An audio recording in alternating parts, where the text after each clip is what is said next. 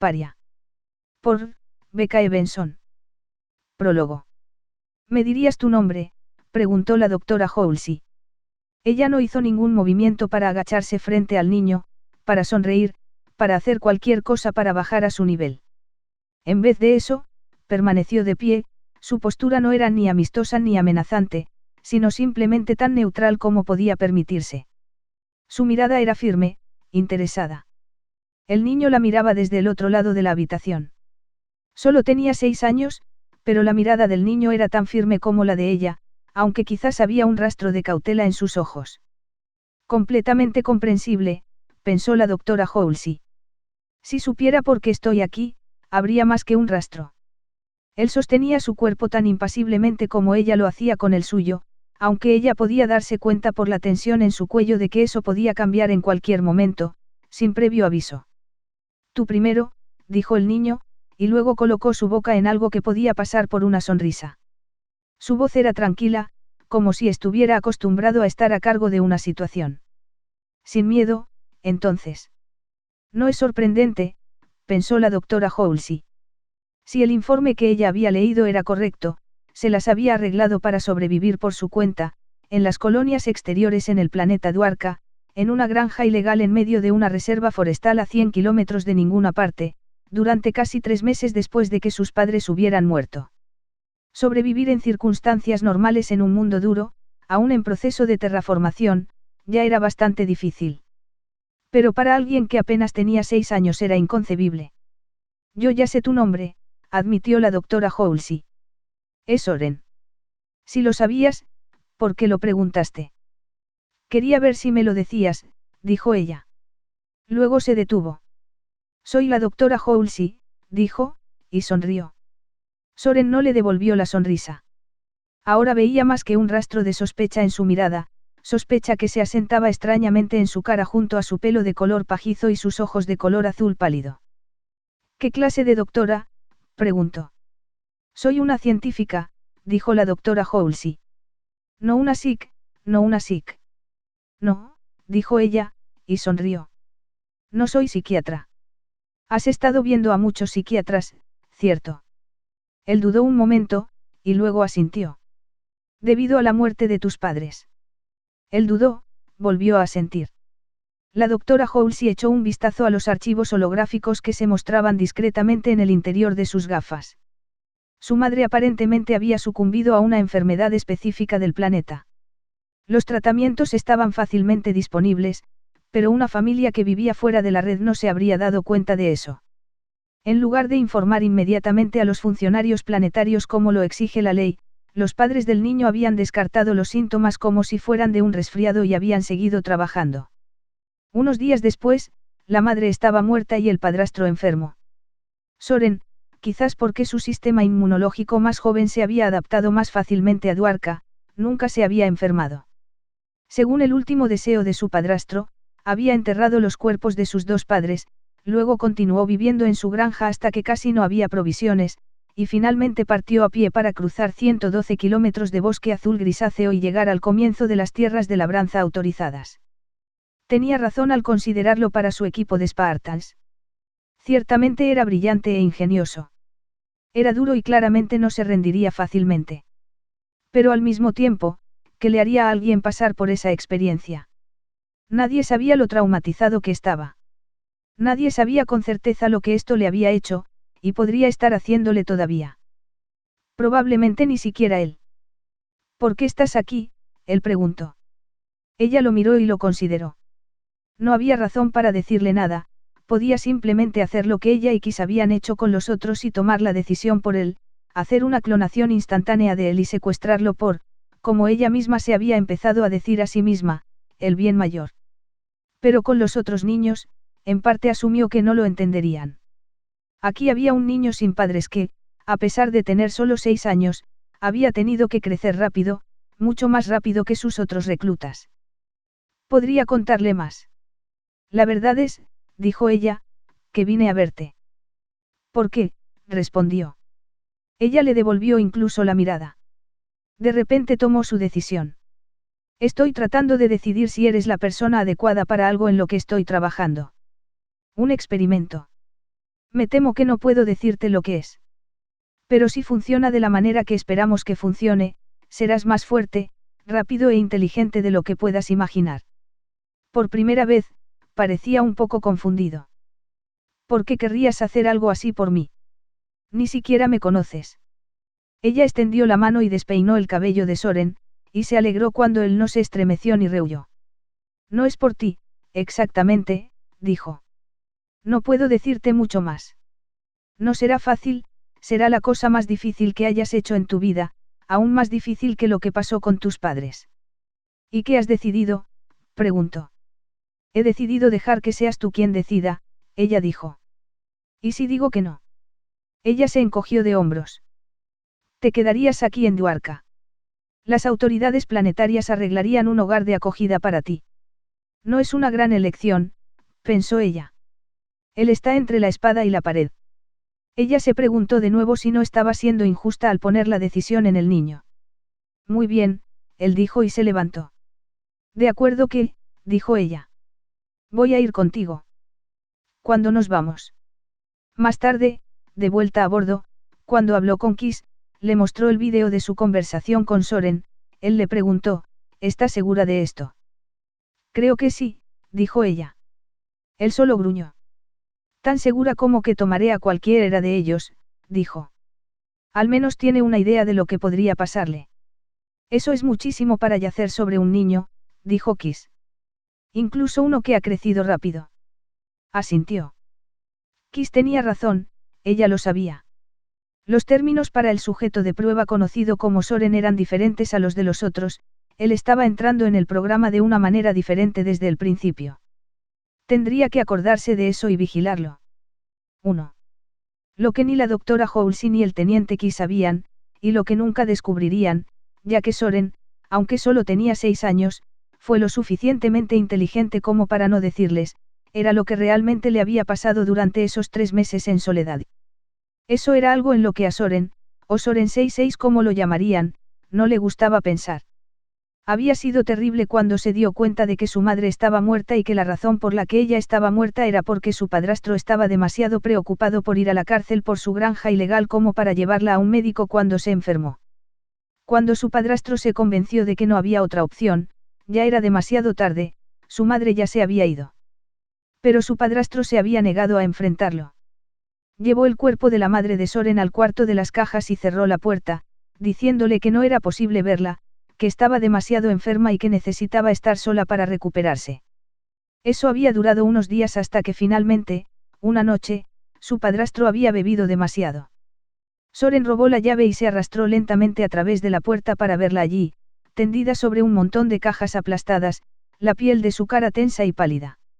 Ella olía mal. Había visto y olido suficientes animales podridos en el bosque como para saber que estaba muerta. Lloró un rato y luego volvió a salir a hurtadillas de la habitación, cerró y trabó la puerta detrás de él, devolvió la llave a la mesita de noche de su padrastro, y luego volvió a salir a hurtadillas. En la cocina se sentó a meditar, preguntándose qué hacer. Su padrastro fue responsable de la muerte de su madre, sintió, y en lo que a él se refería, debería tener que pagar. El solo hecho de pensar en ello lo hizo temblar. Pensar esto y cosas por el estilo lo llevó a levantarse de su silla y sacar el cuchillo más afilado del mostrador. Sabía que era el más afilado porque su madre nunca le había dejado usarlo sin su ayuda. Tuvo que pararse de puntillas para alcanzarlo. Era grande, pesado. Se quedó mirando fijamente el parpadeo bajo de la hoja en la penumbra y luego lentamente se dirigió al dormitorio de su padrastro. Su padrastro estaba acostado en la cama, todavía dormido, gimiendo un poco. Apestaba a licor. Soren acercó la silla a la cama y se paró sobre ella, asomándose ahora sobre su padrastro. Se quedó así, agarrando el cuchillo, tratando de decidir cómo matar al hombre. Él era, sabía, pequeño, todavía un niño, y solo tendría una oportunidad. El cuello, pensó. Tendría que clavar el cuchillo rápido y profundo. Tal vez eso sería suficiente. Caería sobre su padrastro y le clavaría una puñalada en el cuello al mismo tiempo y entonces, antes de que su padrastro pudiera hacer algo, empezaría a correr, hacia el bosque, por si acaso no lo matara. Fugazmente se le cruzó la idea de que hacer algo así podría estar mal, que su madre no lo aprobaría, pero habiendo crecido fuera de la red en el borde del universo civilizado, viviendo a las órdenes de un hombre que cosechaba cultivos ilícitos y poseía desconfianza hacia la ley, le resultaba difícil saber dónde terminaba el mal y dónde comenzaba el bien. Estaba enfadado. Todo lo que sabía era que su madre había muerto, y que era culpa de este hombre. Años más tarde, cuando pensó en la situación, se dio cuenta de que había matices que en ese momento no tenía ninguna posibilidad de entender. Había algo seriamente mal con su padrastro, una incapacidad para enfrentar la muerte de su esposa, que le había permitido simplemente bloquear la muerte. Sí, se había equivocado al no llevarla a la ciudad a la primera señal de enfermedad, pero su comportamiento después había sido menos malicioso y más una señal de lo profundamente preocupado que estaba. Pero en ese momento, todo lo que Soren sabía era que quería que pagara quien fuera responsable de la muerte de su madre. Esperó allí posado en su silla durante lo que parecieron horas, mirando a su padrastro dormir, hasta que la luz comenzó a filtrarse. Luego esperó un poco más, hasta que su padrastro se estiró y se dio la vuelta mientras dormía para exponer perfectamente su cuello. Saltó hacia adelante, bajando el cuchillo tan fuerte como pudo. Este se giró un poco en su mano cuando golpeó, pero entró. Su padrastro dio un grito amortiguado y se agitó a su alrededor, pero Soren ya estaba fuera de la cama y corriendo por la puerta del dormitorio. Estaba abriendo la puerta exterior cuando apareció su padrastro, con los ojos rojos y balanceándose en la puerta del dormitorio, el cuchillo sobresaliendo entre su cuello y su hombro un poco por encima de su clavícula, su camisa ya empapada de sangre. Gritó de nuevo, un sonido monstruoso, como de un buey enfadado, y entonces Soren tenía la puerta abierta y se había lanzado al aire fresco de la mañana, desapareciendo en el bosque. Estaba bien escondido entre un grupo de arbustos cuando su padrastro salió, el cuchillo fuera de su carne ahora y en su mano, la herida rociada con bioespuma. El hombre estaba haciendo una mueca de dolor, claramente con dolor. Soren, gritó. ¿Qué pasa contigo? Soren no dijo nada, metiéndose más profundamente en los arbustos. Su padrastro venía a buscarlo. Lo que sea que estuviese mal, dijo el hombre, podría solucionarse si Soren saliese y se lo explicase. Pasó muy cerca, tan cerca que Soren pudo oír el irregular sonido de su respiración. Su padrastro casi le pisó la mano, y luego siguió adentrándose en el bosque, deteniéndose ocasionalmente para gritar su nombre. Eso fue lo más lejos que llegaron los planes de Soren. Sintió que no podía volver a entrar en la casa, no ahora que había intentado matar a su padrastro. Y, sin embargo, ¿a dónde iba a ir? Estaban en medio de la nada, a kilómetros de distancia de cualquier cosa. La primera noche fue difícil, el aire lo suficientemente frío en la oscuridad como para despertarse temblando, sus dientes tintineando. Seguía oyendo cosas, también, inseguro si era su padrastro o los animales del bosque, y, si estos últimos, si eran solo pequeños roedores o algo más grande que pudiera ser carnívoro. Su madre siempre le había advertido que no se adentrara mucho en el bosque. No es como los parques de casa, había dicho ella. No es seguro. Se despertó al amanecer, hambriento y cansado. Se arrastró hasta el borde del claro y observó la casa prefabricada desde la seguridad de la maleza, preguntándose si podría entrar a hurtadillas y conseguir algo de comida. Se estaba preparando para hacerlo cuando vio un breve destello de su padrastro a través de la ventana, de pie justo adentro, esperándolo.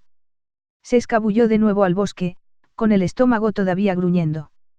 Quería llorar, pero las lágrimas no parecían venir. Había hecho lo correcto apuñalando a su padrastro. No estaba seguro. En cualquier caso, no había funcionado, solo había empeorado las cosas. Debería haber tenido un plan mejor, pensó, o al menos haber pensado qué hacer ahora. No era momento para llorar, decidió. Tenía que pensar qué hacer ahora. Lo primero era comer algo. No podía entrar en la casa por la comida que había allí, debería haberlo pensado antes de apuñalar a su padrastro, debería haber sacado algo de comida de la casa y haberla guardado en un escondite en el bosque. Pero ya era demasiado tarde para eso. Tendría que arreglárselas. Al principio intentó atrapar a un animal, una de las criaturas sin dientes parecidas a ardillas que se deslizaban silenciosamente como fantasmas alrededor de los troncos y los hoyos de los árboles. Pero después de solo unos minutos se dio cuenta de que eran demasiado rápidas para él. Luego, trató de sentarse inmóvil para ver si ellas venían a él. Tenían curiosidad y se acercaron, pero nunca lo suficiente para que él pudiera agarrar una. Quizás podría matar a una lanzándole piedras. Lo intentó, pero la mayoría de las veces su puntería no funcionaba, y la única vez que le pegó a una, simplemente le dio un grito de enojo y se escabulló. Incluso si atrapó una, de repente se dio cuenta, ¿cómo voy a cocinarla? No tengo nada para iniciar un fuego. ¿Qué podría comer, entonces?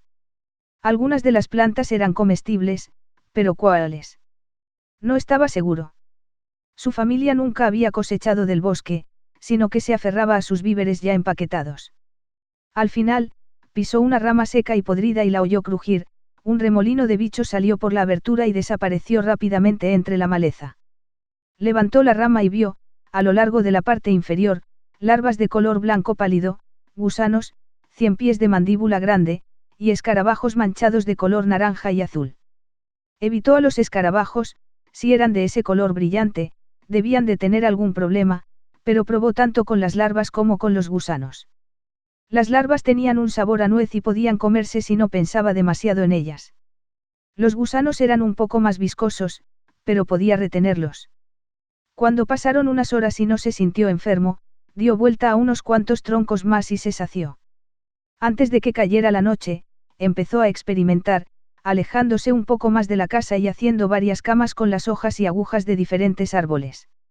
Encontró que un tipo de hoja levantaba una hilera de protuberancias rojas y furiosas a lo largo de su muñeca cuando la tocaba, tomó nota mentalmente de lo que parecía y a partir de entonces la evitó. Probó cada una de las otras camas hasta que encontró una que era suave y un poco más cálida. Todavía tenía frío durante la noche, pero ya no temblaba. Estaba lejos de estar cómodo, pero podía soportarlo, e incluso dormir. En pocos días, había empezado a comprender su trozo de bosque. Sabía a dónde ir por comida, cuándo dejar un tronco solo por unos días y cuándo girarlo. Mirando a las ardillas fantasmas, aprendió a evitar ciertas bayas y plantas. También probó otras. Algunas eran amargas y le hacían sentir mal del estómago y no volvía a ellas. Pero a algunas volvió sin ningún efecto negativo. Miraba a su padrastro desde los arbustos. Estaba allí para verlo por la mañana, cuando salía de la casa y se dirigía a las cosechas o al procesador que las refinaba hasta convertirlas en polvo blanco, y allí para verlo también por la noche. Cada vez que su padrastro salía de la casa, cerraba la puerta con llave, y aunque Soren había intentado entrar varias veces, las ventanas eran fuertes y él no tenía éxito. Tal vez haga una trampa, empezó a pensar. Algo que su padrastro pudiera pisar o caer o algo que pudiera caer sobre él y aplastarlo. ¿Podría hacer eso? Él lo observó. Su padrastro tomaba la misma ruta al campo todos los días, una línea recta y directa a lo largo de un camino de tierra que sus propios pies habían labrado día tras día. No era nada sino predecible. El camino estaba lo suficientemente claro como para que hubiese pocas posibilidades de esconder algo en él o cavar un agujero sin que él se diera cuenta. Tampoco había árboles lo suficientemente cerca como para dejar caer algo desde arriba. Tal vez había sido suficiente, intentó decírselo a sí mismo. Tal vez podría olvidarse de él e irse. Pero a pesar de que se lo dijo a sí mismo, se encontró volviendo, día tras día, para mirar la casa. Se estaba haciendo más fuerte, su cuerpo joven, delgado y firme, nada desperdiciado. Su oído se había agudizado, y su visión era tal que ahora podía ver las señales de cuando algo había pasado delante de él en los senderos que recorría. Cuando estaba seguro de que nada ni nadie lo escuchaba, se contaba a sí mismo historias, murmuraba fábulas susurradas, versiones de cosas que su madre le había contado. Varios años después, reflexionando, se dio cuenta de que se había quedado atrapado, sin poder entrar en su casa ni abandonarla por completo. Era como si estuviera atado a ella, como un perro encadenado a un poste. Cuando ya era mayor, se dio cuenta de que podría haber continuado indefinidamente. Y de hecho esto continuó, Soren se volvía un poco más salvaje cada día, hasta que algo cambió repentinamente. Una mañana, su padrastro salió y Soren pudo ver que algo andaba mal con él. Estaba tosiendo muchísimo, estaba encorvado, estaba enfermo. Soren se dio cuenta con un breve escalofrío de miedo, que era de la misma manera como lo había estado la madre de Soren. Su padrastro se fue a los cultivos, zigzagueando un poco, pero estaba desganado, exhausto, y para el mediodía se había dado por vencido y se dirigía de regreso. Solo que no llegó hasta el final. A mitad de camino a casa, cayó de rodillas y luego yació allí, boca abajo, su cara empujando contra el suelo, una pierna sobresaliendo hacia un lado. Estuvo allí mucho tiempo, inmóvil. Soren pensó que debía estar muerto, pero luego, mientras miraba a su padrastro, respiró temblorosamente y empezó a moverse de nuevo. Pero no volvió a la casa. En vez de eso, se arrastró hasta el camión e intentó meterse en él. Cuando fracasó y cayó de nuevo en el suelo, Soren estaba sobre él y un poco más lejos, su cara sin expresión. Soren, dijo su padrastro, su voz poco más que un susurro. Soren no dijo nada. Se quedó allí sin moverse. Observando. Esperando. Pensé que estabas muerto, dijo su padrastro. ¿De verdad que sí? Si no, habría seguido buscándote. Gracias a Dios que estás aquí. Soren se cruzó de brazos sobre su pequeño pecho. Necesito tu ayuda, dijo su padrastro. Ayúdame a subir al camión. Estoy muy enfermo. Necesito encontrar medicina. Aún así, Soren no dijo nada, permaneciendo allí inmóvil, esperando, sin moverse. Se quedó así, escuchando las súplicas de su padrastro, su creciente pánico, seguido de amenazas y jadeos. Eventualmente, esto último pasó a la inconsciencia. Entonces Soren se sentó y permaneció allí, vigilando al enfermo, hasta que 2 días después dejó de respirar y murió. Luego metió la mano en el bolsillo de su padrastro, tomó las llaves y reclamó la casa. No fue un trabajo fácil arrastrar a su madre fuera de la casa y enterrarla, pero al final, sus dedos se ampollaron y sangraron por varios días de lenta excavación, se las arregló. A su padrastro lo enterró menos por el sentido de la obligación y más porque no estaba seguro de qué más hacer con el cuerpo. Le gustaba decirse a sí mismo en años posteriores que lo había enterrado para probar que no era como él, para probar que era más humano, pero nunca estaba seguro de si esa era la verdadera razón. Lo enterró donde había caído, justo al lado del camión, arrojándolo a un agujero que era más profundo que el cuerpo y apilando la tierra a su alrededor. Se quedó en la casa durante unos días, comiendo y recuperando fuerzas. Cuando las provisiones comenzaron a agotarse, finalmente logró librarse de la influencia de la casa, saliendo al bosque y abriéndose paso lentamente en la dirección que él pensaba que podría ser un pueblo. Estuvo en el bosque durante días, quizás semanas, viviendo de bayas y gusanos. Una vez incluso logró matar a una ardilla fantasma con una piedra cuidadosamente lanzada y luego seccionó el pelaje con otra piedra para comerse la carne esponjosa y amarga que había dentro. Después de eso, se atascó en las bayas y las larvas. Y entonces, casi accidentalmente, se encontró con un sendero que sabía que no estaba hecho por un animal y lo siguió. Unas horas más tarde se encontró de pie en el borde de un pequeño pueblo, sorprendido por la forma en que la gente lo miraba cuando salió del sotobosque, sus ropas desgarradas, su piel cubierta de suciedad y mugre. Le sorprendió la forma en que corrieron hacia él, sus caras arrugadas por la preocupación. 2. Con tal experiencia a sus espaldas, la vida en Rich, en el campamento Spartan parecía menos desafiante para Soren que para muchos de los otros reclutas. Después de vivir solo en el bosque, sintió que estaba preparado para todo. Se apresuró a encontrar la mejor manera de superar una carrera de obstáculos. Podía desvanecerse rápidamente entre arbustos y maleza cuando estaba de patrulla. El camuflaje era una forma de vida para él, también se desvanecía en segundo plano cuando estaba en grupos, sin querer llamar la atención como uno de los líderes de un grupo ni ser visto como un extraño. Se aferraba a la anónima mitad. Pero a pesar de eso, hubo momentos en que se dio cuenta de que la doctora Halsey estaba parada a una distancia deliberada, mirándolo con una expresión en la cara que él no podía interpretar. Una vez, cuando tenía casi 11 años, ella incluso se le acercó mientras él corría a través de un ejercicio con los otros niños, quedándose de pie a una ligera distancia, mientras él dudaba, preguntándose a qué equipo unirse. No podía decidir si tenía problemas porque ella lo estaba escudriñando, o si siempre esperaba hasta el último minuto para hacer su elección y solo se necesitaba su presencia para que se diera cuenta. «¿Todo está bien, Soren?», le preguntó ella, su voz cuidadosamente modulada. Oficialmente, ahora era Soren 66, un dígito aparentemente arbitrario para los reclutas, decidido por la Oficina de Inteligencia Naval por razones que se guardaban para sí mismos, pero la doctora nunca lo llamaba por el número. «Sí, señor», dijo, y luego se dio cuenta de que ella no era un señor, o incluso, una señora, y se sonrojó y la miró con culpa. Sí, doctora. Lo intentó. Ella sonrió. No te distraigas con datos irrelevantes, le dijo, y luego le hizo un gesto de indiferencia más allá de él, hacia los dos equipos que ya estaban corriendo hacia la zona de escaramuzas. Y, sobre todo, no dejes que te dejen atrás. No dejes que te dejen atrás. Las palabras resonaron para él no solo durante el resto del ejercicio, sino durante mucho tiempo, persiguiéndolo mucho después de estar seguro de que la doctora Halsey las había olvidado. Poco a poco se dio cuenta de que había algo diferente en él, algo que los otros reclutas no tenían o no querían mostrar. En realidad, él tampoco lo mostraba, a medida que crecía, era muy cuidadoso de no dejar que nadie viera nada que lo hiciera diferente, lo haría destacar. Cuando era muy joven, de 6 o 7 años, había sido menos cuidadoso. Odiaba compartir su habitación, le resultaba excepcionalmente difícil dormir escuchando los sonidos y la respiración de sus compañeros de literas. En su respiración escuchaba a su padrastro.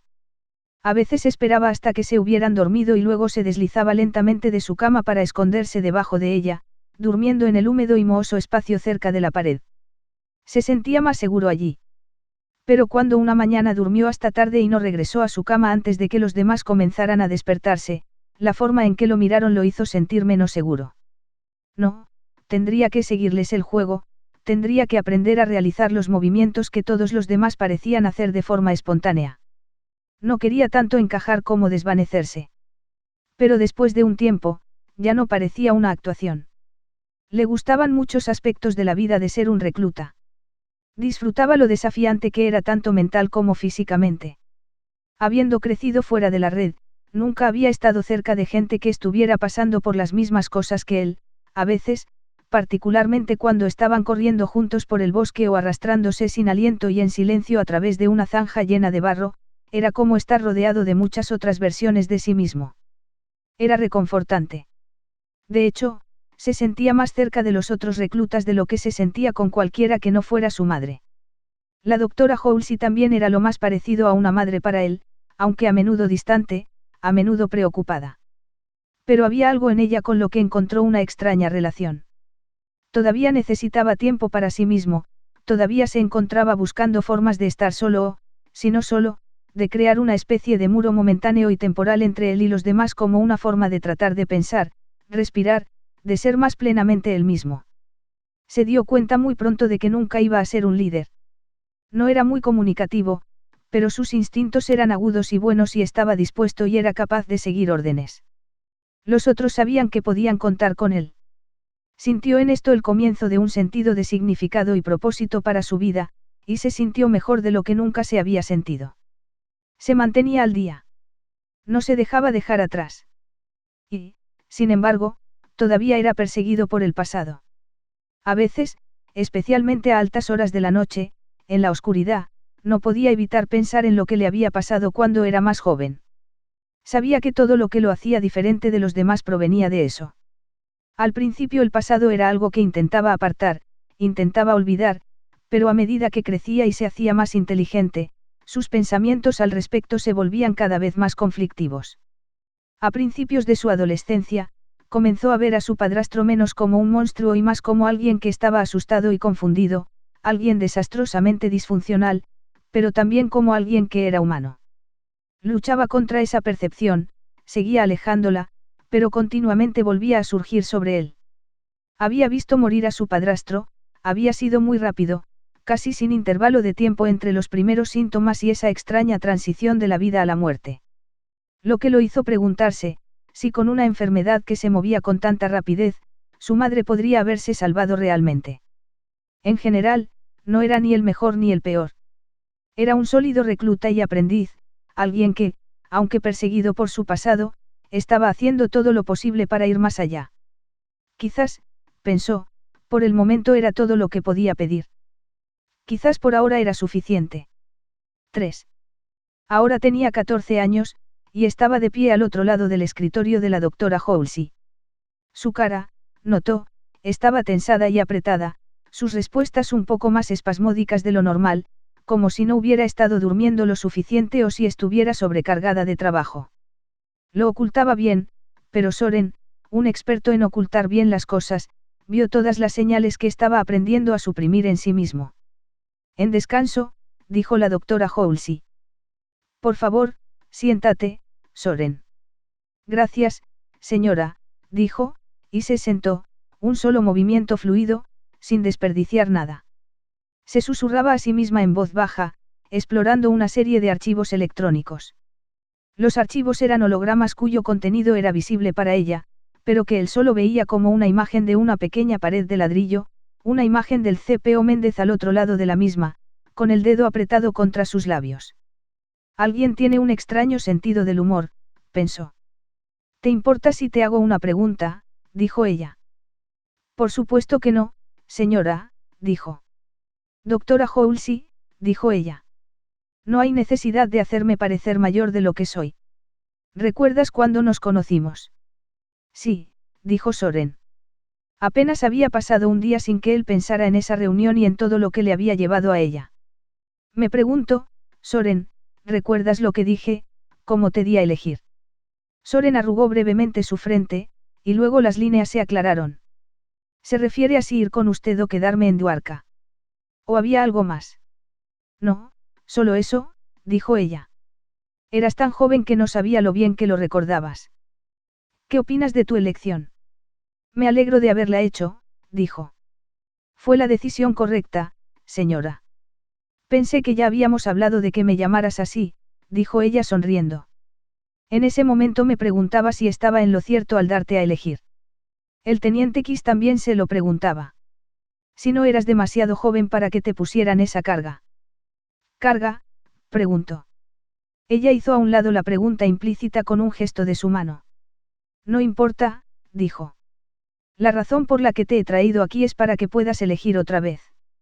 Él esperó a que continuara, pero por un momento ella simplemente se quedó allí, mirándolo fijamente, con la misma expresión ilegible en su rostro que él había notado antes, cuando la sorprendió mirándolo durante los ejercicios.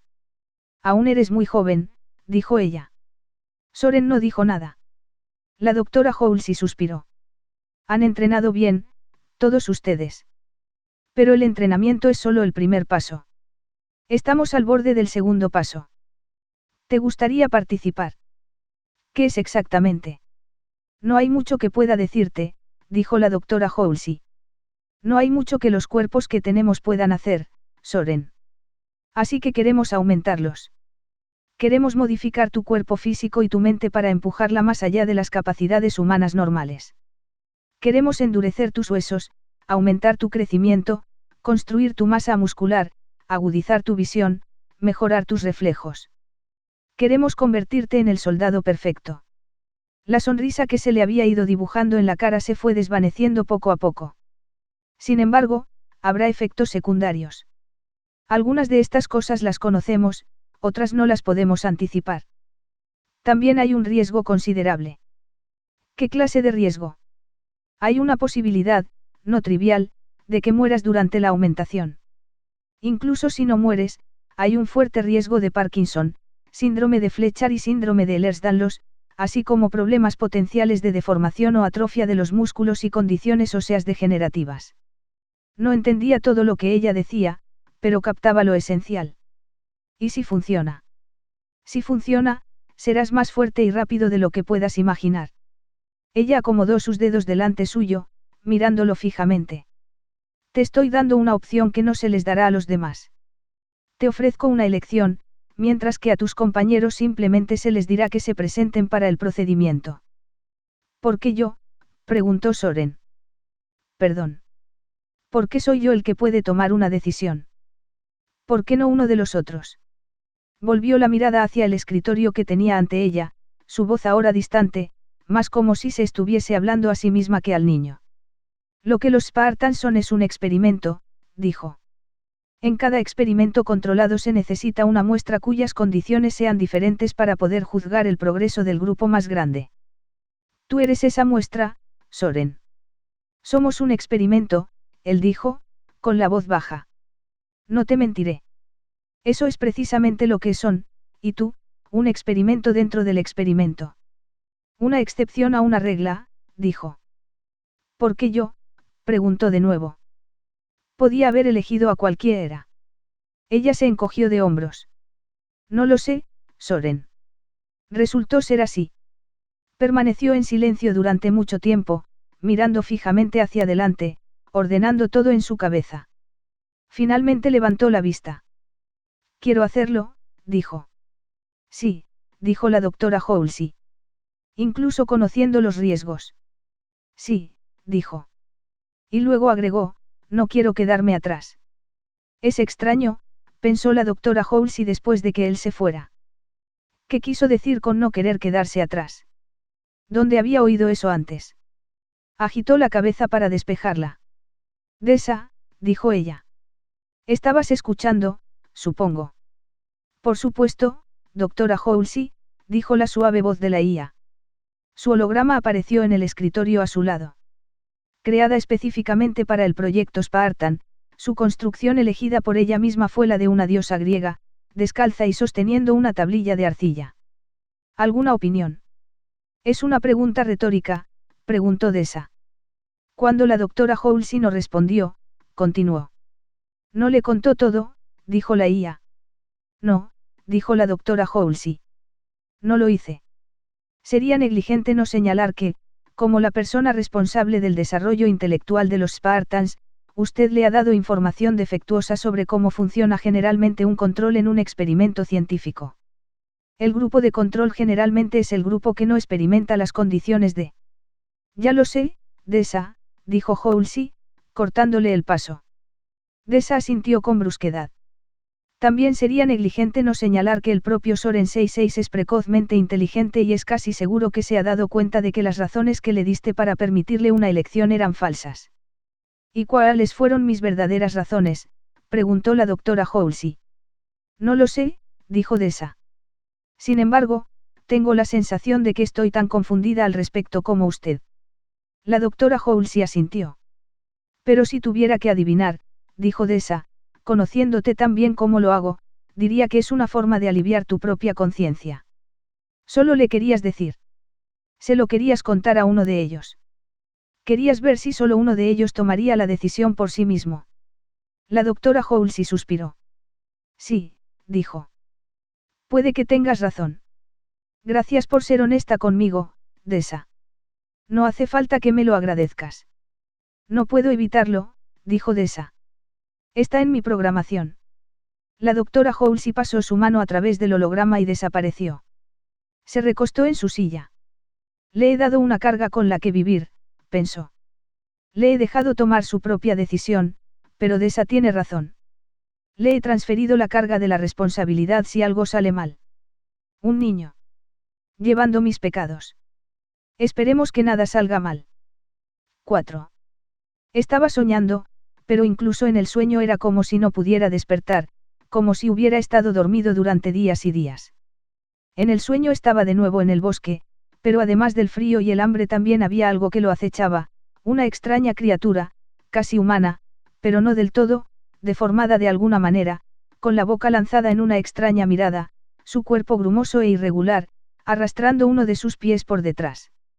Siempre estaba un poco por detrás de él, nunca lo alcanzaba, pero tampoco podía deshacerse de ella. Podía oírla allí estrellándose en el bosque detrás de él. De vez en cuando daba un grito de dolor que era tan penetrante que era todo lo que podía hacer para seguir adelante. ¿Cuánto tiempo llevaba caminando? Comió lo que pudo agarrar del suelo a su alrededor y siguió adelante, muerto de pie, medio dormido, hasta que de repente tomó un giro equivocado y encontró el camino bloqueado. Y allí estaba la criatura, justo detrás de él y sobre él antes de que pudiera escapar. Lo levantó del suelo como un juguete y lo arrojó. Se estrelló contra extremidades y ramas y bajó con fuerza, el bosque que lo rodeaba se volvió blanco mientras él moría. Solo que no estaba muerto. Lo que vio, a su alrededor, fue un vacío, una blancura incómoda, llena de un zumbido lento. Y entonces la blancura se resolvió lentamente en una luz penetrante. A cada lado de él, figuras tenues comenzaron a tomar forma, resolviéndose en cabezas, las propias cabezas cubiertas con gorros de tela blanca, caras ocultas detrás de máscaras de respiración. Bajo estas cabezas, vio que la ropa que cubría los cuerpos estaba salpicada y manchada de sangre. Le llevó un momento darse cuenta de que la sangre era suya. Una de las cabezas estaba hablando, se dio cuenta, un leve estruendo salía de ella, aunque no podía entender lo que estaba diciendo. Se detuvo y una de las otras cabezas comenzó a hacer un sonido similar. ¿Qué les pasa?, se preguntó. Y luego, ¿qué me pasa? Entonces un conjunto de dedos se agitó sobre sus ojos.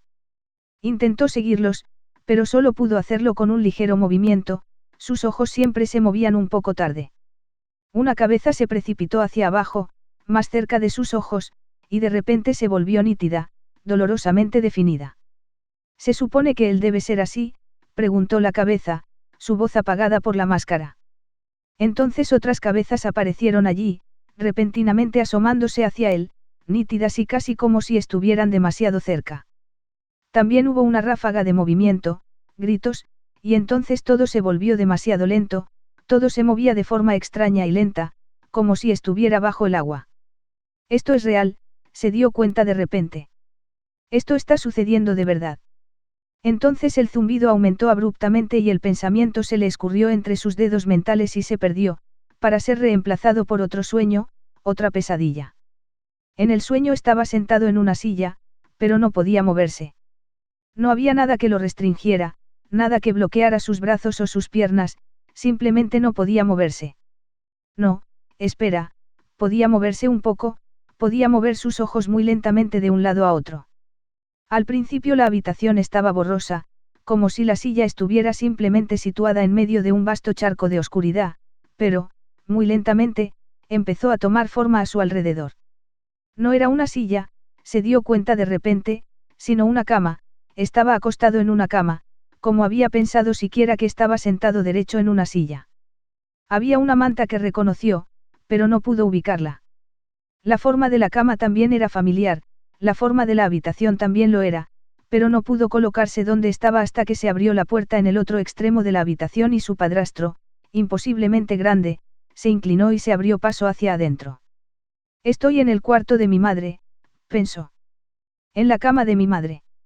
Y al pensar eso, empezó a darse cuenta de que no era el único en la cama, que no estaba solo. Pero no podía girar la cabeza para ver quién era la otra persona. Su padrastro estaba en la puerta, más sombra que hombre, un extraño ruido de tuberías venía de él, algo con todas las estructuras de un idioma, pero imposible de entender para él. Parecía estar suplicando, animando, pero tal vez solo lo parecía.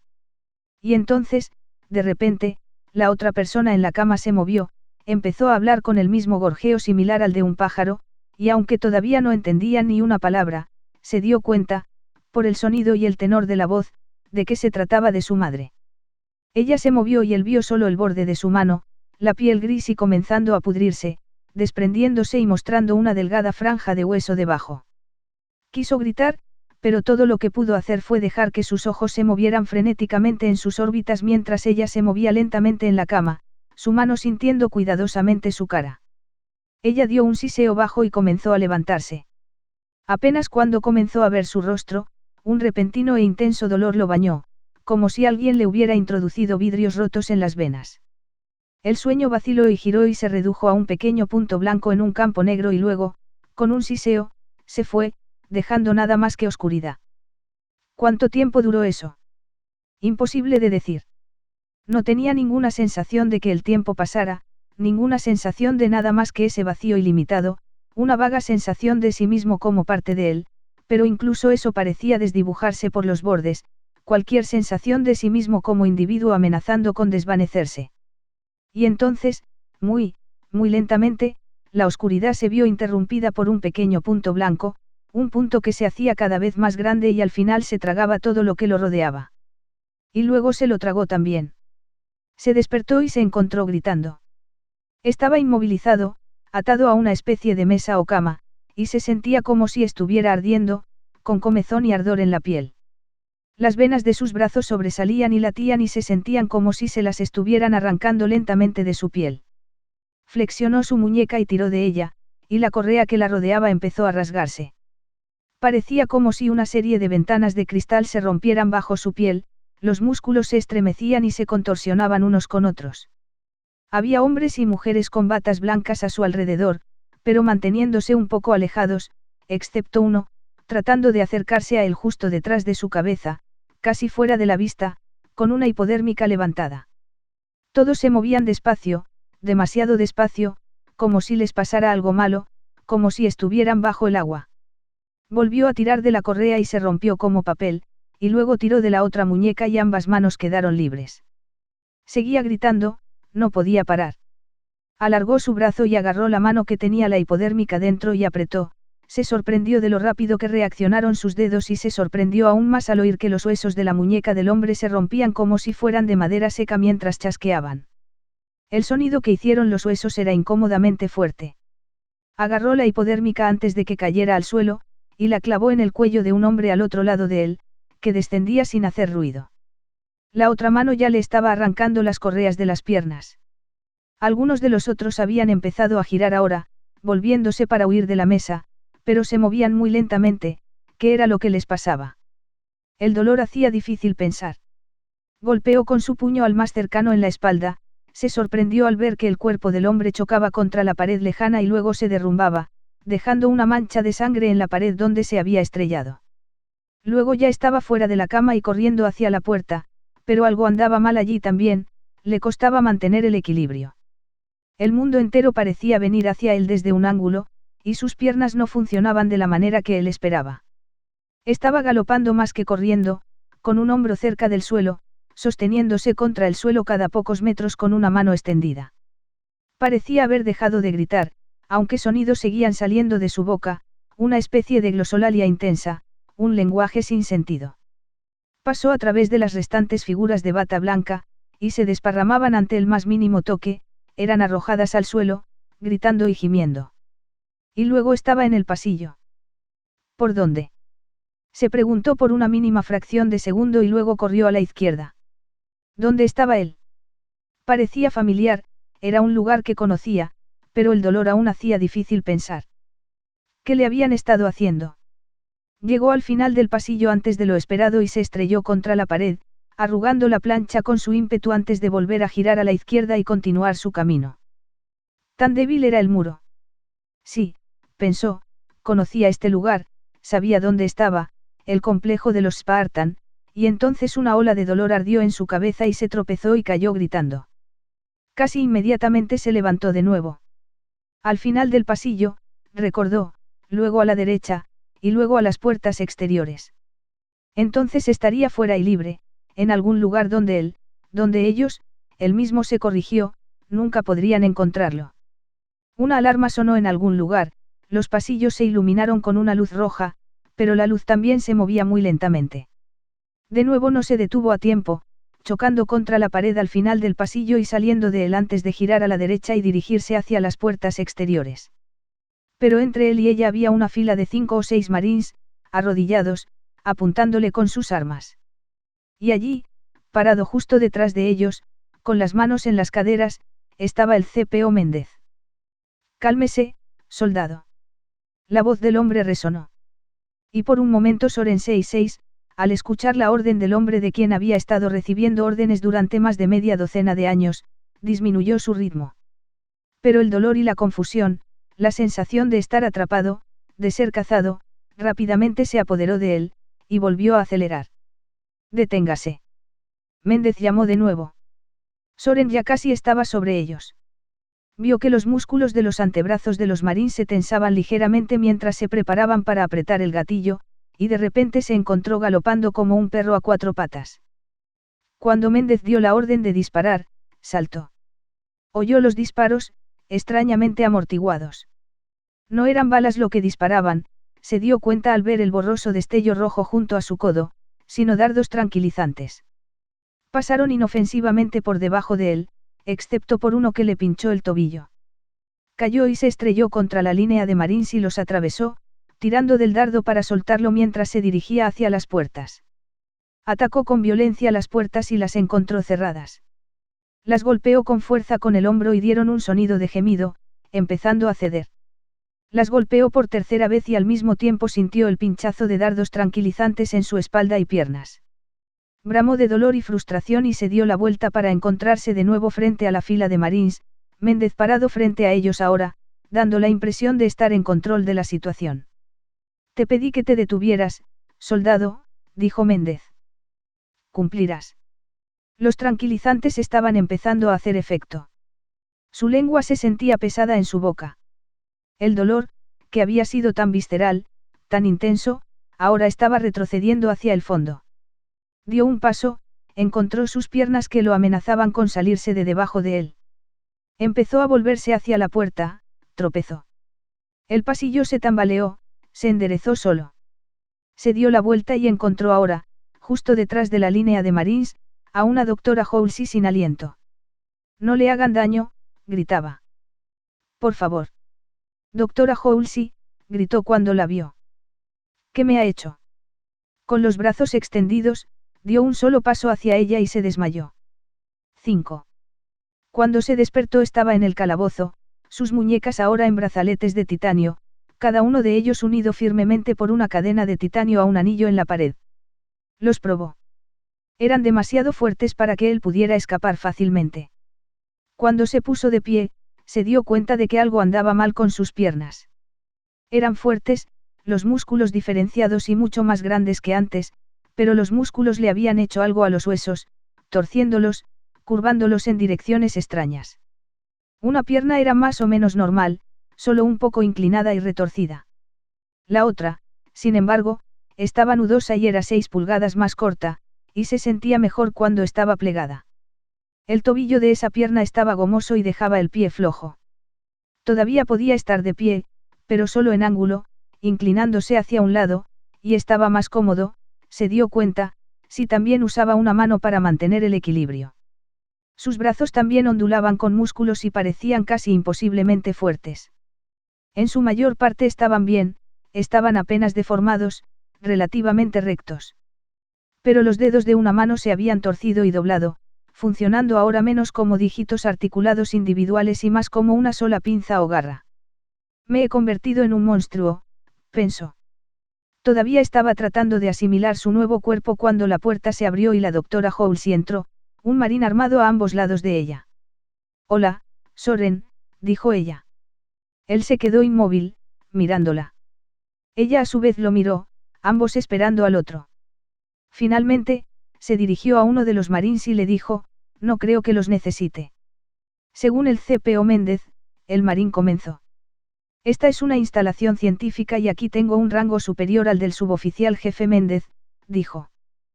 Quiero que salgan. Se volvió hacia el otro marín. Los dos, dijo. ¿Es una orden, señora?, preguntó el segundo marín, con voz calmada.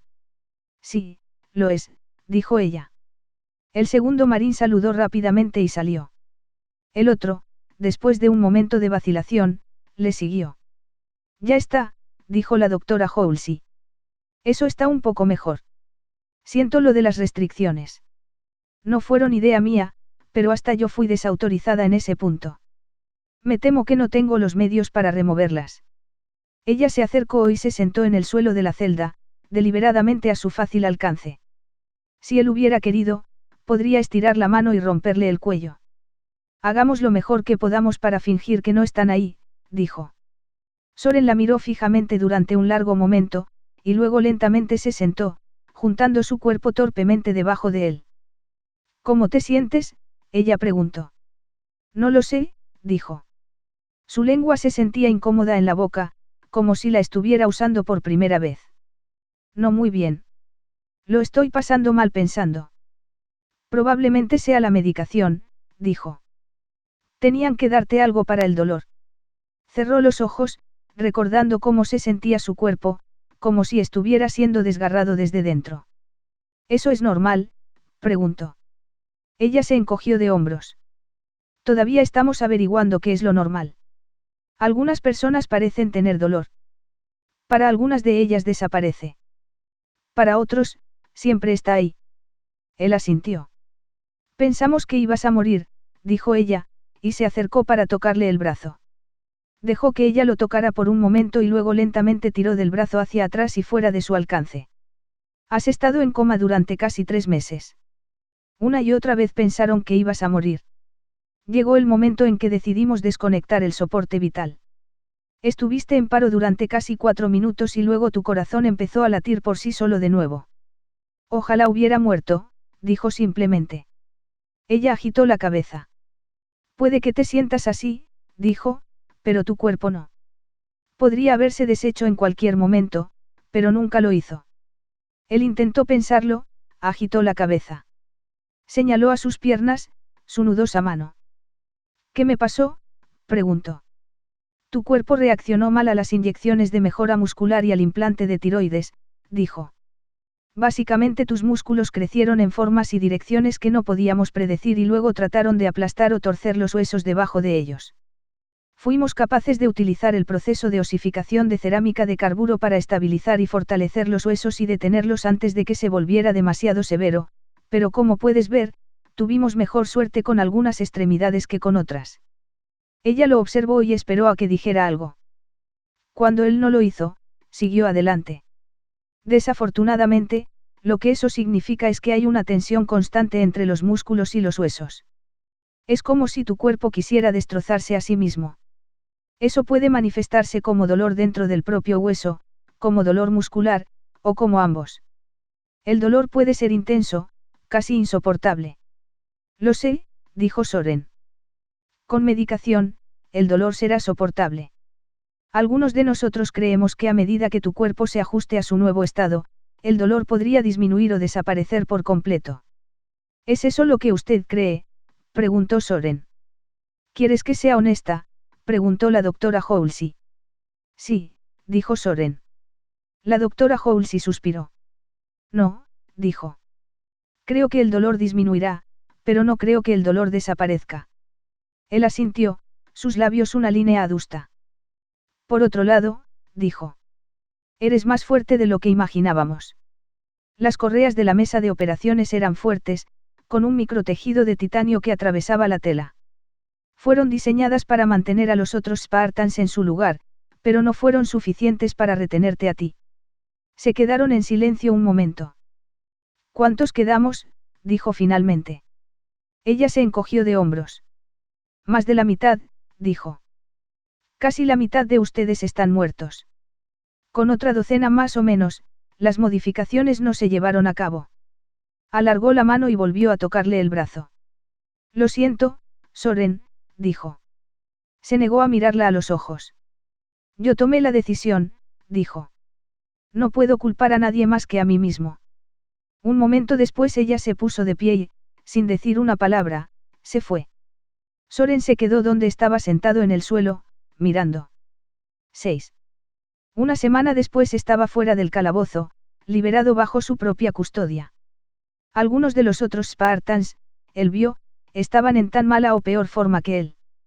Fayyad tenía espasmos musculares incontrolables y estaba confinado a una silla de ruedas. René y Kirk habían tenido la misma dificultad que él, pero sus huesos estaban tan retorcidos y deformados que ahora flotaban en tanques de gel, incapaces de moverse por sí mismos. Algunos otros estaban aún peor, encerrados en cámaras de aislamiento, en coma y siempre al borde de la muerte. De alguna manera no le reconfortaba pensar que sus destinos habían sido peores que los suyos. Después de unas semanas el dolor parecía haber disminuido un poco, aunque lo mantenían tan drogado que era difícil de decir. Las drogas le ayudaban con el dolor, pero odiaba la confusión que causaban en él, la sensación de tener que abrirse paso entre las ideas, de no poder terminar un pensamiento.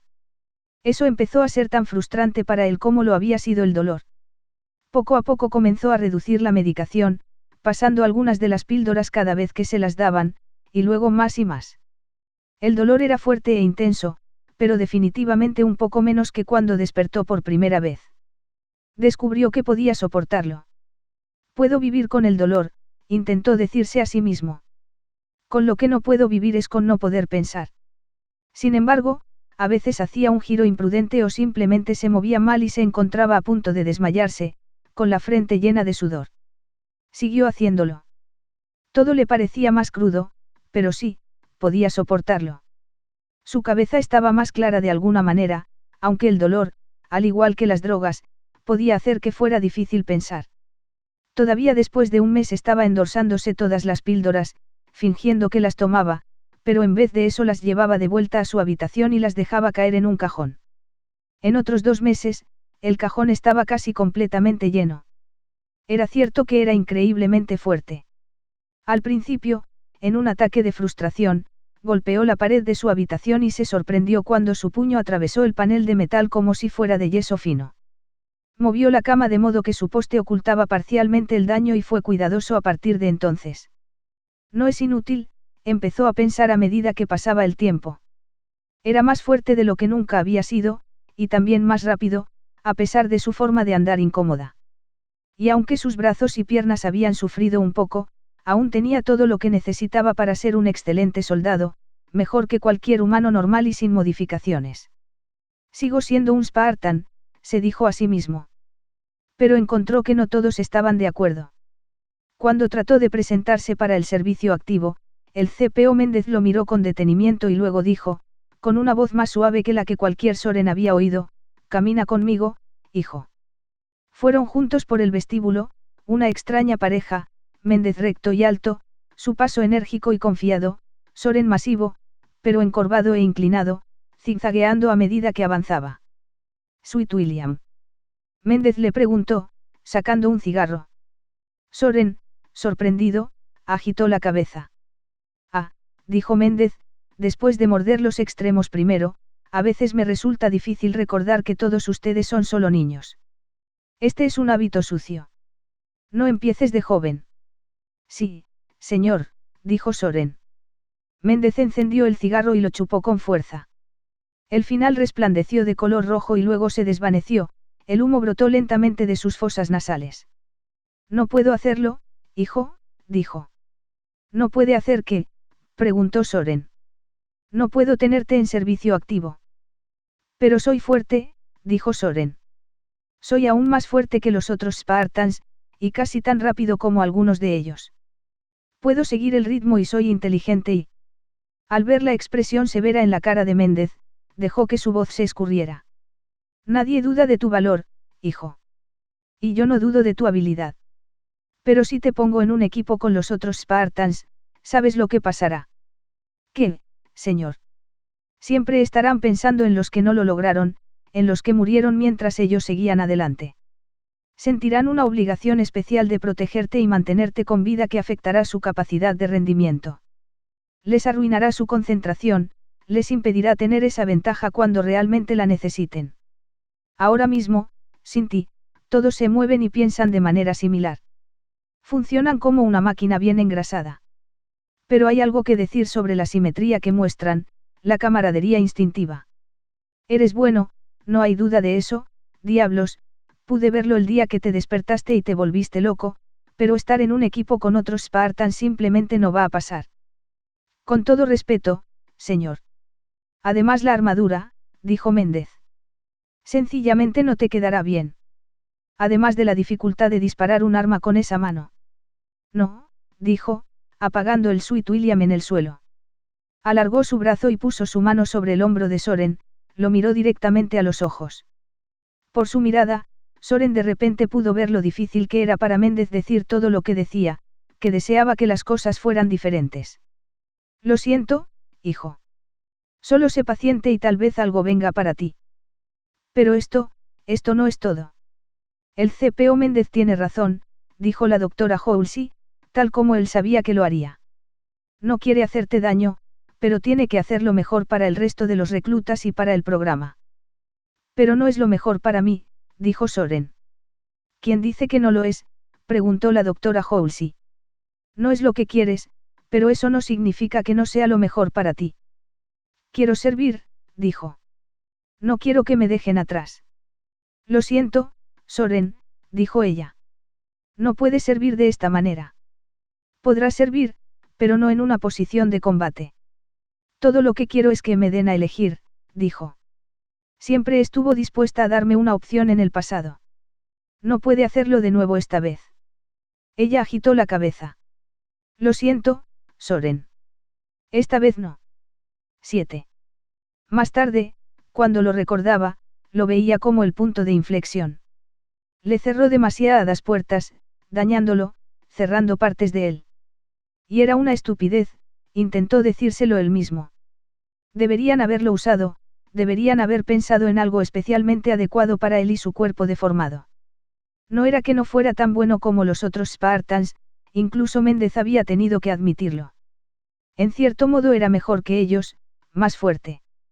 Claro, su piel y su cerebro a veces se sentían como si estuvieran en llamas, pero él estaba aprendiendo a controlar eso, aprendiendo a rodearlo e incluso a enfocarlo. Podrían haber encontrado algo para él, algo que se ajustara a sus necesidades, pero en vez de eso lo ataron con un trabajo de escritorio dentro del complejo, un trabajo común y corriente que casi cualquiera podría haber realizado. Dijeron que era temporal, pero a medida que pasaba el tiempo, se sentía más y más permanente. Apenas tenía 16 años y ya estaba retirado del servicio activo, ya era un chupatintas. Era como si ni siquiera hubieran tratado de pensar en el trabajo adecuado para él. Era difícil no sentir resentimiento.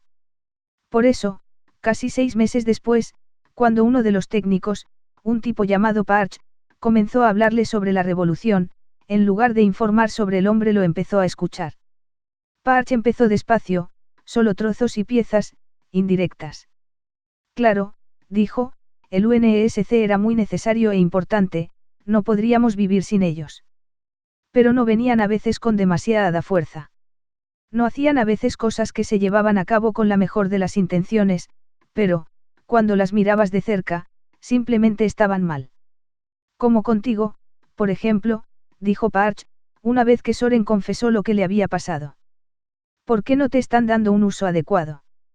Fuerte como un oso, rápido, inteligente también, es un maldito desperdicio, si me preguntas. Sin embargo, todavía están poniendo a los marines detrás de las orejas en la línea de fuego. En ese momento Soren no respondió, pero más tarde no pudo evitar pensar que sí, que era un desperdicio. Parch tenía razón. Pronto, no fue solo que no informaba de Parch, empezó a buscarlo. Escuchaba, muy raramente revelaba lo que sentía sobre lo que Parch decía, pero escuchaba. Finalmente, un día dijo, ¿qué podemos hacer al respecto? Parch agitó la cabeza. No lo sé, dijo. Es difícil saber qué hacer para arreglar el sistema cuando se descompone. La gente le tiene miedo al cambio, prefieren cojear con un sistema descompuesto que hacer el trabajo duro de hacer un cambio. Si no tienes cuidado, antes de que te des cuenta te etiquetan de terrorista. Pero debe haber algo que pueda hacer, dijo Soren. Un tipo como tú, dijo Parch, mirándolo de reojo, claro, hay mucho que puedes hacer. Pero, ¿lo harás? Creo que sí, dijo Soren. Incluso si supieras que otros podrían verte como un terrorista. ¿Te importa más lo que la gente piensa, o lo que es correcto? Nunca me ha importado lo que la gente piense, dijo Soren, mintiendo. Parch le dio una mirada de evaluación. No, dijo. Me atrevo a decir que no. Esto continuó así durante mucho tiempo, Parch hablando e insinuando, y Soren cada vez más ansioso por participar. Era emocionante, como si fuera parte de algo, como si algo estuviera pasando. Al enterarse de las noticias de los otros Spartans, necesitaba eso, necesitaba sentir que estaba involucrado en algo. Sus lealtades cambiaron casi imperceptiblemente hasta que, casi antes de que se diera cuenta, se encontró del lado de los rebeldes. Sí, empezó a pensar que el UNESC era demasiado poderoso para su propio bien, se había convertido en un gran bravucón. Sí, los mundos coloniales tenían el derecho de funcionar de la manera que quisieran, tenían el derecho de ser independientes del gobierno unificado de la Tierra si así lo deseaban. Era una locura pensar lo contrario. Sí, estaba ansioso por ayudar, sí, y como ese era el caso, ¿qué estaba haciendo aquí? Ten paciencia, dijo Patch. Nosotros, ellos necesitan gente como tú. Pero tenemos que esperar el momento justo. Y nos llevaremos a alguien con nosotros, algo como recuerdo. 8. Parch tenía una tarjeta que abría la cerradura, si la había robado o si se la habían dado como parte de su trabajo, Soren no lo sabía. Dentro había una especie de laboratorio de investigación geológica. En una mesa de metal había una simple caja de madera con una pantalla de metal en el lugar de la parte inferior, una vasija de plástico sellada junto a ella. Aquí y allá, sueltos sobre mesas o atornillados a los techos y a las paredes, había instrumentos de precisión, cosas en su mayoría desconocidas para Soren. Entraron y Parch dejó la puerta un poco entreabierta detrás de ellos. ¿Por qué no cierras la puerta del todo?, preguntó Soren. No estoy seguro de que la tarjeta la abra desde adentro, dijo Parch. Robada o manipulada, entonces, pensó Soren. No importa, pensó, y luego recitó en su cabeza una de las líneas de Parch: cuando el gobierno va mal, todos tenemos que hacer cosas que normalmente no haríamos hasta que esté de nuevo en el camino correcto. Es el sexto gabinete, dijo Parch. Desactivé la alarma esta mañana desde mi panel. Y he puesto un bucle para que la IA se fije en la habitación y en el pasillo. No es fácil, si me permito decirlo, y no es algo que vaya a durar mucho tiempo. ¿Crees que puedes abrirlo? ¿Qué hay ahí dentro?, preguntó Soren. Algo importante, dijo. Algo que necesitamos. Soren asintió, mirando el armario. Estaba hecho de un metal cepillado, quizás de acero, las puertas parecían bastante gruesas. Alargó el brazo y puso la mano sobre el borde superior, sintió el borde superior de la puerta y dio un tirón exploratorio. No se movió. No creo que pueda hacerlo sin una palanca, dijo Soren. Parch asintió, tomó una barra plana de aleación de titanio, con bridas en un extremo, de su mochila. Viniste preparado, dijo Soren. Parch solo sonrió. Soren tomó la barra y forzó el extremo de la misma en el delgado canal entre las dos puertas, gruñendo, apenas abolló el metal un poco a ambos lados, hasta que llegó lo más lejos que pudo. Luego, poniendo todo su peso en ella, sus venas saliendo de sus brazos, tiró. Por un momento Soren pensó que ni siquiera la palanca sería suficiente. Sintió arder sus brazos, y un agujero negro comenzó a abrirse en su visión. El dolor que siempre sentía bajo la superficie se estaba reactivando por esta nueva tensión del músculo sobre el hueso. Luego hubo un crujido desde la puerta del gabinete y se dobló un poco alrededor de la cerradura. Se detuvo y forzó la barra más profundamente, y luego la empujó hacia abajo de nuevo. La puerta volvió a crujir y se dobló aún más, y esta vez se liberó. Le devolvió la palanca a Parch, quien la guardó, y luego abrió la puerta del gabinete por completo. Dentro había un estuche de titanio, de unos 30 centímetros de largo y 15 de ancho, tal vez 10 centímetros de profundidad. ¿Qué es eso?, preguntó Soren. ¿Qué hay dentro? Parch solo sonrió. Estaba tratando de alcanzarla cuando oyeron una voz detrás de ellos. Supongo que no te importaría explicarte, dijo. Soren se giró, su expresión inmediatamente se volvió plana y neutral. Era uno de los Spartans, no uno que Soren conociera bien, alguien con el que raramente se había asociado antes de ser retirado. Se llamaba Randall. No estaba vestido con uniforme ni con equipo de combate, estaba vestido con una simple camiseta negra y pantalones sueltos de tela gris. Su cara estaba tan neutral como la de Soren. Hola, Randall, dijo Soren, pensando rápidamente. Hay un problema con este gabinete, con el mecanismo de cierre. A veces no se cierra, a veces no se abre. Te conozco, dijo Randall. Soren, ¿verdad? Antes eras un Spartan. Pero no eres un técnico. No, dijo Parch, pero yo sí. La cerradura se había congelado y no pude abrirla. Le pedí su ayuda para desatascarla. ¿A esta hora?, preguntó Randall. El laboratorio está inundado durante el día, dijo Parch. No querían que anduviéramos rondando por ahí en horas de oficina. Randall miró de un lado a otro entre ellos. Está bien, dijo. No te importa si lo verifico, ¿verdad? Por supuesto que no, dijo Soren. Si no se suponía que estuviéramos aquí, la alarma habría sonado, añadió Parch. Pero no, por supuesto, deberías verificarlo. Randall asintió, sus labios apretados. Vamos entonces. Soren se dirigió inmediatamente a la puerta.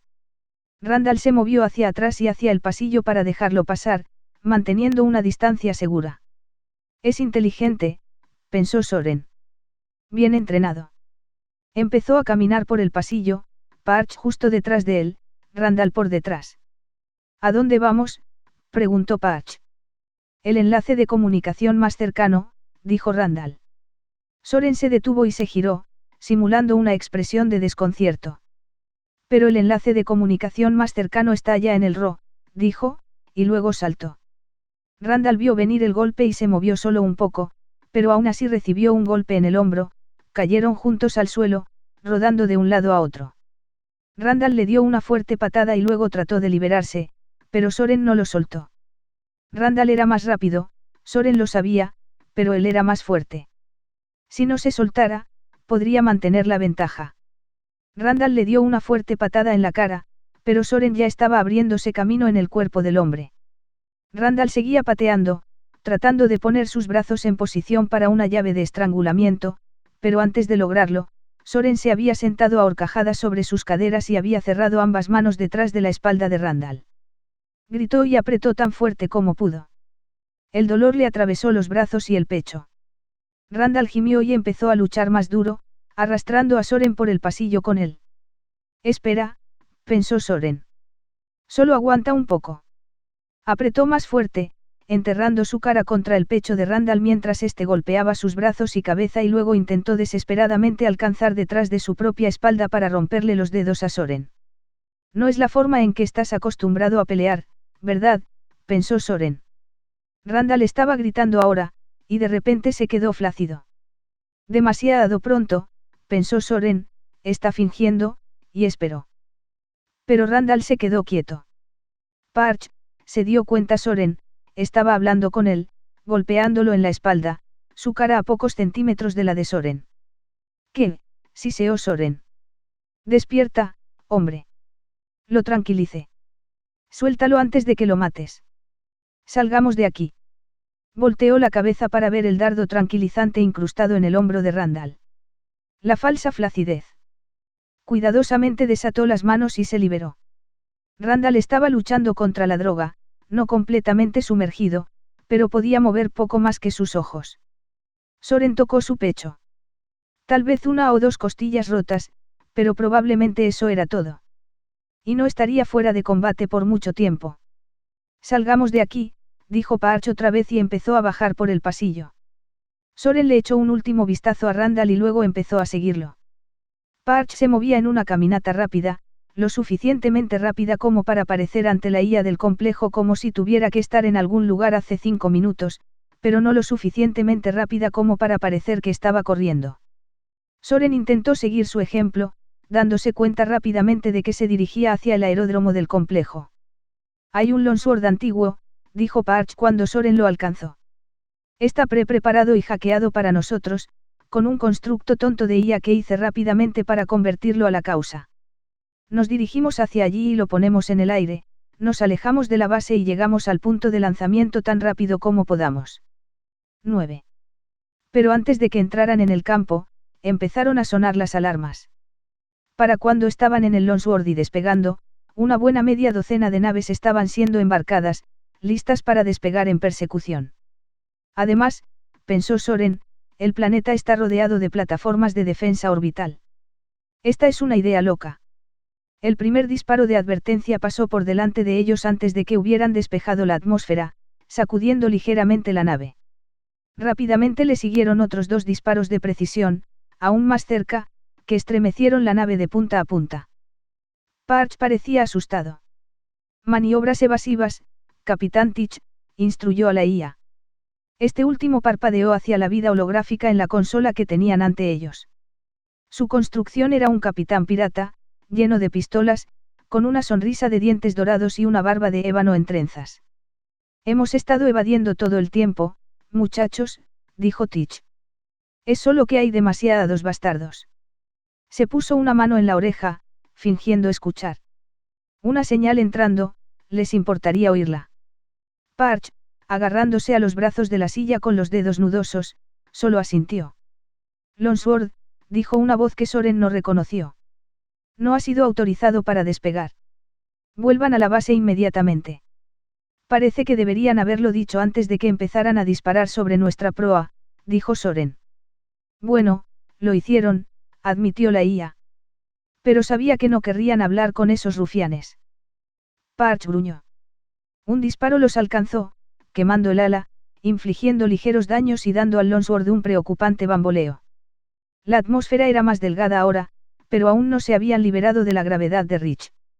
¿Cuánto falta para que lleguemos a nuestro punto de encuentro?, preguntó Soren. Tich le dio una risa sincera. La astronavegación es inestable después de ese golpe, dijo. No puedo decir que es probable que vayamos a donde queramos, incluso una vez que estemos libres de la gravedad del planeta. Oh Dios, dijo Patch.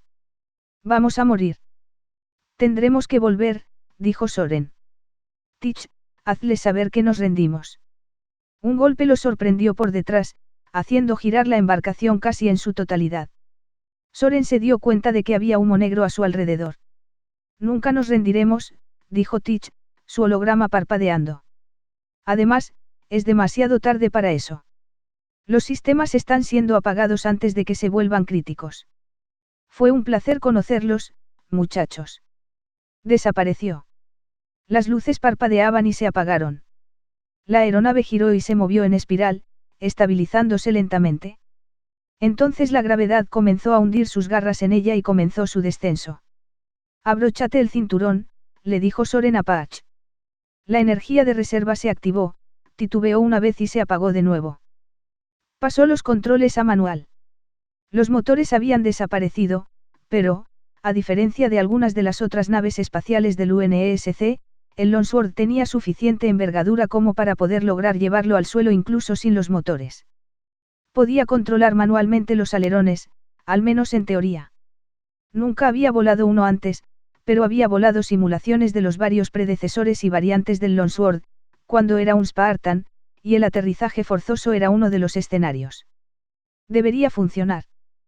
Con un poco de suerte, podrían sobrevivir.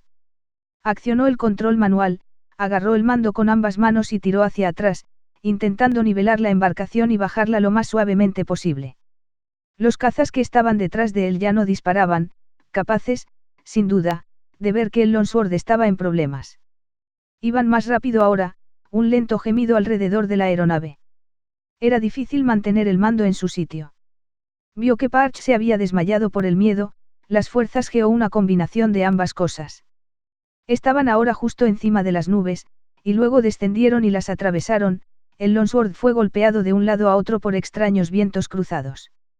Dejó que la aeronave se asentara un poco más lejos hasta que surgieron del fondo de las nubes, y luego se balanceó, tratando de tener una visión clara de lo que había a su alrededor. Kilómetros de tierras de cultivo en la mayoría de las direcciones, más ciudades habitadas y distritos en otros, pero allí, en la distancia, casi fuera de la vista, un resplandor de verde que esperaba que fuera una de las vastas franjas de bosque caducifolio de Rich. Tich, dijo, queda algo de vida en ti. No hubo respuesta. Tendría que tratar de hacerlo a ojo, averiguar cómo bajar de una manera que lo acercara lo suficiente al bosque para un escape rápido mientras aún así lo dejaba aterrizar en terreno abierto. Volteó en círculos una vez y vio a las naves perseguidoras que aún estaban allí, atravesando las nubes ahora, alejándose un poco, esperando. Señaló hacia la línea verde y comenzó a bajar. Rápidamente se dio cuenta de que estaba demasiado alto, pero más valía demasiado alto que demasiado bajo. Se sumergió y corrigió. Eso fue más o menos acertado. Sí, él vio cómo se acercaban, definitivamente al bosque. Tendría que acercarse mucho y luego tratar de llevar el Longsword a lo largo de su borde, mantenerlo allí más o menos una vez que golpearan el suelo. Entonces, si sobrevivía al accidente, simplemente desaparecería. Más abajo ahora. Casi capaz de distinguir árboles individuales. Esta era la parte difícil, girar a la derecha y luego corregir y luego descender, tratando de mantenerlo todo recto. Parch ahora estaba despierto y gritaba. Ignóralo si puedes, se dijo a sí mismo. No, no exactamente, acercándose demasiado a los árboles. Empezando de nuevo, pero demasiado tarde, el ala cortó las copas de los árboles y empezó a separarse. Ahora fuera de control, temblando y estremeciéndose, la nave se desmoronaba a su alrededor. Un motor se desgarró y atravesó los árboles como si fueran palillos de dientes. Aguanta, Soren, pensó, aguanta.